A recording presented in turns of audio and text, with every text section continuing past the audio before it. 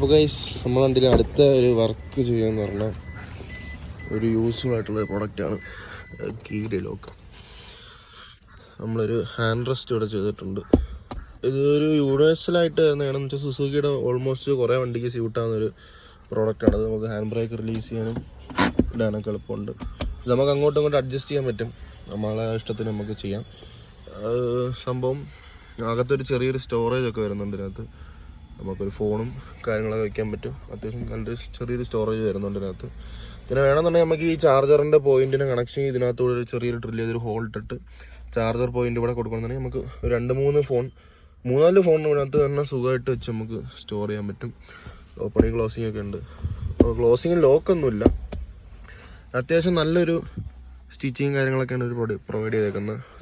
നല്ലൊരു മെറ്റീരിയലാണ്. അത്യാവശ്യം ഇരിക്കാനായിട്ട് നല്ലൊരു കംഫർട്ടുണ്ട്.